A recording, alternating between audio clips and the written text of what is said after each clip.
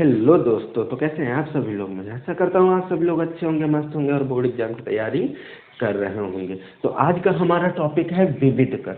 क्या होता है विविध कर, इसके कौन कौन से इंपॉर्टेंट पॉइंट हैं और इस टॉपिक से आपके बोर्ड एग्जाम में कितने नंबर का क्वेश्चन पूछा जाता है और किस प्रकार का क्वेश्चन पूछा जाता है, ये सारे पॉइंट आज के इस वीडियो में हम डिस्कस करेंगे। मैं बताना चाहता हूँ दोस्तों कि इस टॉपिक से आपके बोर्ड एग्जाम में एक क्वेश्चन 4 नंबर का पूछा जाता है और बहुत ही इम्पोर्टेंट होता है। ठीक है, तो हम फटाफट जान लेते हैं कि कौन कौन से वो पॉइंट हैं जिनको हमको याद में रखना है इन क्वेश्चन को सॉल्व करने के लिए। पहला पॉइंट, डी का मान अगर सॉल्व करने पर डी का मान 0 से बड़ा होता है, बड़े का मतलब प्लस का हो जाता है, उस कंडीशन में दो मूल वास्तविक होंगे। कैसे, कितने मूल, दो मूल वास्तविक होंगे। अगर डी का मान क्या आ जाए सॉल्व करने पर 0 के बराबर हो जाए, उस कंडीशन में दो मूल वास्तविक तो होंगे ही होंगे, लेकिन साथ में दोनों बराबर भी होंगे। मान लो कि एक मूल आया +5 तो दूसरा भी +5 ही होगा, दूसरा पहला आया -3 तो दूसरा भी -3 ही होगा। इस तरीके से बराबर होंगे।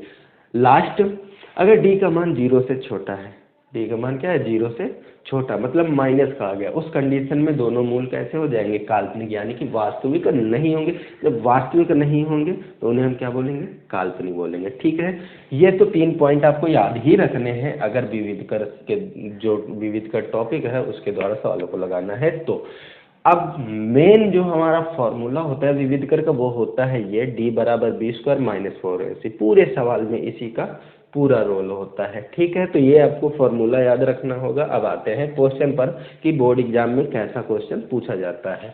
तो क्वेश्चन में कहा गया निम्न द्विघात समीकरण के मूलों की प्रकृत को ज्ञात करो। पहला पूछता है प्रकृत ज्ञात करो, उसके बाद अगर मूलों का अस्तित्व है तो मूलों को भी ज्ञात करो। मूलों का अस्तित्व क्या होता है, बहुत ही सिंपल है। अगर हम d का मान निकाल रहे हैं तो मूल वास्तविक आ जाते हैं, मतलब d का मान 0 से बड़ा हो जाता है तो भी मूलों का अस्तित्व होगा। 0 के बराबर आ जाए मतलब d का मान भी 0 के बराबर आ जाए तो उस कंडीशन में भी क्या होगा, वास्तविक होंगे या बराबर होंगे, तब भी मूलों का अस्तित्व होगा। लेकिन अगर d का मान माइनस खा जाता है तो वो काल्पनिक हो जाते, वास्तविक नहीं होते। इस कंडीशन में उस द्विघात समीकरण के जो मूलों का अस्तित्व नहीं होता है। ठीक है, अब बढ़ते हैं अपने क्वेश्चन की ओर। एक ही क्वेश्चन में हमने सारे पॉइंट को कवर किया है ताकि आपको कोई दूसरा वीडियो देखने की जरूरत ना पड़े, तो बहुत ही आसानी से समझते हैं, बस आप अंत तक हमारे साथ बने रहिए। तो पहला क्वेश्चन है 2x² - 6x + 3 बराबर में 0। सॉल्व करते हैं। तो सॉल्व करने के लिए सबसे पहला काम हमारा, इसे हम द्विघात समीकरण के मानक रूप से तुलना करेंगे, जो कि होता है ax² + bx + c बराबर में 0। इससे तुलना करके a के मान निकालेंगे तो a बराबर यहाँ से आ जाएगा 2, b बराबर आ जाएगा हमारा -6 और c बराबर आ जाएगा 3। सूत्र हमको पता है, d बराबर b² - 4ac, ये रहा, मान रखेंगे तो d बराबर b का मान b की जगह रख देंगे -6, इसका स्क्वायर -4 इंटू a का मान है 2 और इंटू में c का मान है 3। तो d बराबर क्या आ जाएगा, 6 -6 का स्क्वायर करेंगे 36, 4 से 12 दूना 24, घटाएंगे तो d का मान आएगा 6 में से 4 गया 2, 3 में से 2 गया तो 1। d का मान कितना आया, 12 आ गया। 12 आया, कैसा है, प्लस का है, प्लस का है यानी कि d का मान 0 से बड़ा होगा। और जब d का मान 0 से बड़ा होता है तो दो मूल वास्तविक होंगे। अब जब दो मूल वास्तविक हो जाते हैं तो हम क्या कहते हैं, मूलों का अस्तित्व होगा। और जब अस्तित्व होता है तो कहा गया है मूलों को ज्ञात कीजिए। तो मूलों को अब ज्ञात करते हैं, ज्ञात करना ही पड़ेगा। तो मूलों को ज्ञात करने के लिए x बराबर आपको ये फॉर्मूला याद रखना होगा, जो कि होता है -b ± √d और अपॉन में 2a। ये आपका फॉर्मूला है। ठीक है, बहुत ही बेसिक सा है। अब यहाँ पर इसमें मान रख दो x बराबर -b, b की जगह b का मान आएगा जो कि था हमारा ये -6 और प्लस माइनस √ में d की जगह d का मान रख देंगे जो कि आया था 12, जो कि रख दिया यहाँ पर 2 इंटू में a की जगह पर a का मान जो कि था 2 रख। ये x बराबर माइनस गुणा माइनस हो जाएगा, प्लस का 6 हो जाएगा, प्लस माइनस √12 को तोड़ करके लिख देंगे 2 × 2 × 3 और बट्टे में 2 दूनी 4। तो x बराबर 6 प्लस माइनस यहाँ से एक पेयर बनेगा 2 का 2 बाहर आ जाएगा और अंडर रूट में 3 बच जाएगा, बट्टे में 4। आगे सॉल्व करते हैं इसको। तो x बराबर, यहाँ से हम देख सकते हैं 2 और यहाँ 6 है, तो 2 कॉमन कर लेंगे, बचेगा 3 प्लस माइनस अंडर रूट में 3 बट्टे में 4, 2 एकम 2, 2 दूनी 4। तो x बराबर क्या आ जाएगा, 3 प्लस माइनस अंडर रूट में 3 बट्टे में 2। यहाँ पर 2 मान है, एक प्लस का एक माइनस का, तो अलग अलग कर लेते हैं। x बराबर 3 प्लस अंडर रूट 3 बट्टे में 2, और दूसरा आ जाएगा 3 माइनस अंडर रूट 3 बट्टे में 2। ये हमारे x के 2 मान निकल आएंगे। ठीक है, तो इस तरीके से हम मान निकालते हैं। अब बात करते हैं सेकंड की। सबसे पहला काम हमारा ax² plus bx plus c बराबर 0। इस मान को समीकरण से तुलना करेंगे तो a का मान आ जाएगा जो कि हमारे यहाँ 3 है, b का मान क्या आ जाएगा, b का मान आ जाएगा -2, और c का मान आ जाएगा 1/3। सूत्र पता है d बराबर b² माइनस 4ac, मान रखो। तो d बराबर b की जगह b का मान आएगा -2 और -4, 4 की जगह 4 ही रहेगा, और इंटू a की जगह a का मान आ जाएगा 3 और इंटू में 1/3। तो यहाँ से 3 से 3 कट जाएगा, तो d बराबर आएगा माइनस, इसका स्क्वायर तो किया ही नहीं, स्क्वायर करेंगे तो 2 दूनी 4 हो जाएगा। कैसा हो जाएगा, प्लस का, ये कट गया तो बचा माइनस का 4। तो यहाँ से आ जाएगा 4 में से 4 गया 0।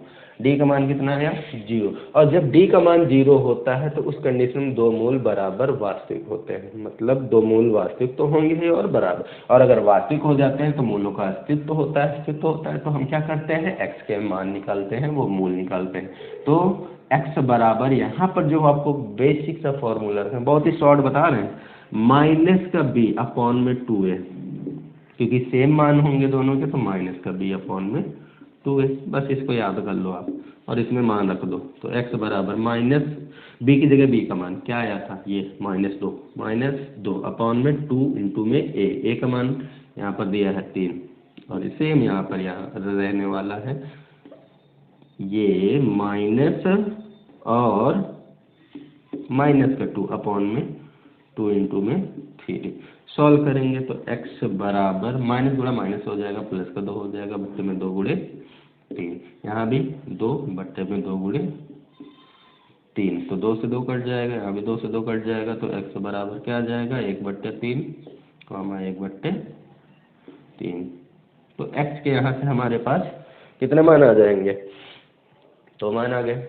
x के भी यहाँ से हमको फिर से 2 मान मिल गए। अब बात करेंगे लास्ट वाले क्वेश्चन की, तो इसमें भी क्या करना है, सेम तरीका है, क्या, ax² प्लस bx और प्लस c बराबर 0। इससे तुलना करेंगे तो यहाँ से a का मान आ जाएगा 2, b का मान आ जाएगा -3 और c का मान आ जाएगा 5। सूत्र पता है, d बराबर b², b का मान -3, इसका स्क्वायर -4 इंटू a का मान हमारा कितना दिया है, a का मान दिया है 2 इंटू c का मान है 5, रख देंगे, सॉल्व करेंगे। d बराबर यहाँ से आएगा 9 माइनस 5 दूनी 5 चौके 20 दूना 40, घटाएंगे तो d का मान कितना आएगा, 40 में से 9 गया तो 31। कैसा, माइनस का, क्यों, क्योंकि 40 बड़ा है और इसका चिन्ह, जो संख्या बड़ी होती है उसी का चिन्ह लगता है, तो बड़ी संख्या है 40 और उसका चिन्ह है माइनस, इसलिए माइनस। तो d का मान यहाँ से माइनस आ रहा है, इसका मतलब क्या है, d जो होगा वो 0 से भी छोटा होगा। और उस कंडीशन में जब 0 से d का मान छोटा होता है, मूल कैसे हो जाते हैं, काल्पनिक, वास्तविक होंगे नहीं तो मूलों का अस्तित्व होगा नहीं, अस्तित्व होगा नहीं तो मूलों को ज्ञात नहीं कर सकते, यानी कि इसके मूलों को ज्ञात नहीं किया जाएगा। तो इस तरीके से हम पूरे सवालों को सॉल्व कर लेते हैं। तो आपके 4 नंबर में जो पूछे जाते हैं, पता है कौन से पूछे जाते हैं, या तो ये पूछ लिया जाएगा, क्वेश्चन दे दिया जाएगा और कहा जाएगा कि बताओ पहले प्रकृत ज्ञात करो, उसके बाद अगर मूल वास्तविक है तो उनके मूलों को भी ज्ञात करो, या तो फिर ये दे दिया जाएगा। ठीक है, ये नहीं दिया जाएगा 4 नंबर में, या ये अगर पूछा जाता है तो 2 नंबर में पूछा जाता है, इससे ज़्यादा नहीं पूछा जाता है। तो इस तरीके से हम सवालों को सॉल्व करते हैं। तो दोस्तों, अगर आपको लगता है कि इस वीडियो से कुछ फ़ायदा हुआ है, कुछ सीखने को मिला है, तो वीडियो को लाइक कर दीजिएगा और चैनल को सब्सक्राइब करके बेल आइकन को प्रेस करना मत भूलिएगा, क्योंकि मैं जो डेली वीडियो अपलोड करता हूं उसकी नोटिफिकेशन आपको सबसे पहले मिल सकेगी और आप उसे क्लिक करके सबसे पहले देख सकते हैं। तो मिलते हैं नेक्स्ट वीडियो में, तब तक के लिए जय हिंद, जय भारत।